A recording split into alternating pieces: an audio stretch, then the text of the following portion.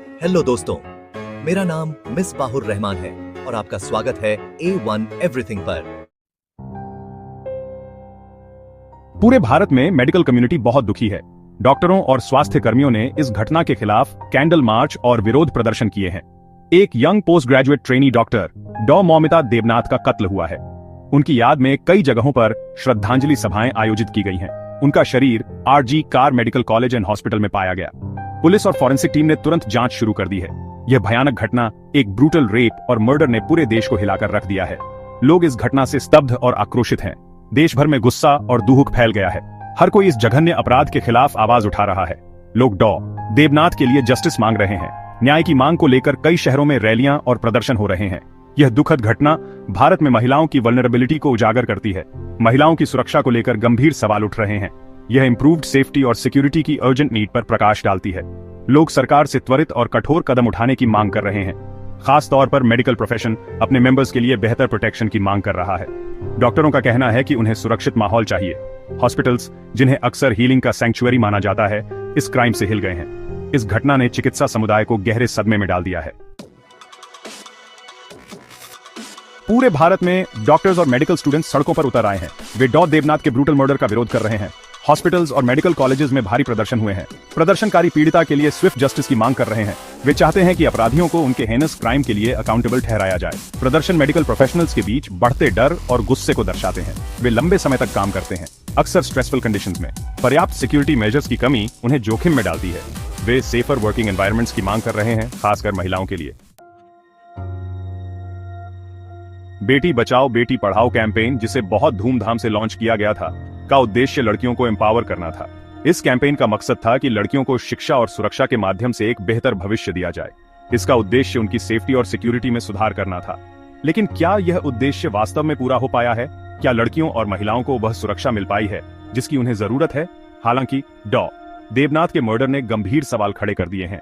यह घटना इस बात की ओर इशारा करती है कि महिलाओं की सुरक्षा के लिए किए गए प्रयास अभी भी अधूरे हैं। लोग इस कैंपेन की इफेक्टिवनेस पर सवाल उठा रहे हैं। क्या यह कैंपेन सिर्फ कागजों पर ही सीमित रह गया है या फिर इसका कोई वास्तविक प्रभाव भी पड़ा है? क्या यह वास्तव में जमीनी स्तर पर टेंजिबल चेंज में तब्दील हुआ है? क्या ग्रामीण इलाकों में रहने वाली महिलाओं को इसका लाभ मिल पाया है? हकीकत यह है कि भारत में महिलाओं को अभी भी खतरों का सामना करना पड़ता है। सार्वजनिक स्थानों पर, काम की जगहों पर और यहाँ तक कि घरों में भी महिलाएं सुरक्षित महसूस नहीं करती। वायलेंस अगेंस्ट वुमेन एक व्यापक समस्या बनी हुई है। घरेलू हिंसा, यौन उत्पीड़न और अन्य प्रकार की हिंसा के मामले लगातार बढ़ रहे हैं। सरकार के प्रयास सराहनीय तो हैं, लेकिन नाकाफी हैं। सरकार ने कई योजनाएं और कानून बनाए हैं, लेकिन उनका प्रभाव सीमित है। अधिक कंक्रीट एक्शन और सिस्टेमिक रिफॉर्म्स की आवश्यकता है। जब तक समाज और सरकार मिलकर ठोस कदम नहीं उठाएंगे, तब तक महिलाओं की स्थिति में सुधार नहीं हो पाएगा। Section 4. The urgent need for systemic change. The urgency of this issue cannot be overstated.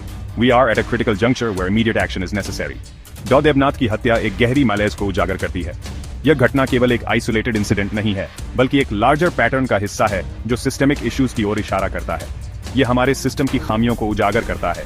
जब तक हम इन खामियों को एड्रेस नहीं करेंगे, तब तक ऐसी घटनाएं होती रहेंगी। ये महिलाओं के खिलाफ डीप रूटेड सोसाइटल बायसेस को उजागर करता है। हमें इन बायसेस को रिकॉग्नाइज और डिसमेंटल करने की जरूरत है।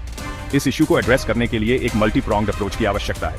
हमें पॉलिसी चेंजेस, कम्युनिटी एंगेजमेंट और एजुकेशन पर फोकस करना होगा। इसके लिए हमारे एटीट्यूड्स और सिस्टम्स में पूरी तरह से बदलाव की जरूरत है। यह बदलाव ओवरनाइट नहीं होगा, लेकिन हमें परसिस्टेंट और कलेक्टिव एफर्ट्स की जरूरत है। हमें स्ट्रिक्टर लॉज और उनके इफेक्टिव इंप्लीमेंटेशन की आवश्यकता है। कानूनों को एनफोर्स करने के लिए एक रोबस्ट और अकाउंटेबल सिस्टम होना चाहिए। जस्टिस सिस्टम को महिलाओं के खिलाफ अपराधों के प्रति अधिक संवेदनशील और रिस्पॉन्सिव होने की आवश्यकता है। यह केवल कानूनों का सवाल नहीं है, बल्कि उनके सही तरीके से लागू करने का भी है। सोच बदलने में शिक्षा की अहम भूमिका है। हमें स्कूल्स और कॉलेजेस में जेंडर सेंसिटिविटी प्रोग्राम्स को इंटीग्रेट करना चाहिए। हमें पैट्रियार्कल नॉर्म्स को चैलेंज करने और जेंडर इक्वालिटी को बढ़ावा देने की जरूरत है। यह एक लंबी जर्नी है, लेकिन हर कदम हमें एक फेयर और जस्ट सोसाइटी की ओर ले जाएगा। Section 5. Beyond promises. Concrete actions for women's safety. खोखले वादों का समय खत्म हो गया है। महिलाओं की सुरक्षा सुनिश्चित करने के लिए हमें कॉन्क्रीट एक्शंस की आवश्यकता है। इसमें पब्लिक स्पेसेस में सेफ्टी मेजर्स को इंप्रूव करना शामिल है। बेहतर लाइटिंग, CCTV कैमरास और पुलिस पेट्रोलिंग को बढ़ाना महत्वपूर्ण है।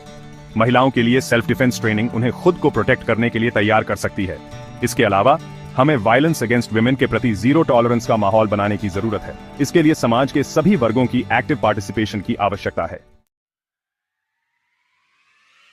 Section 6, a collective responsibility towards a safer society. महिलाओं के लिए एक सेफ एनवायरनमेंट बनाना एक कलेक्टिव रिस्पॉन्सिबिलिटी है।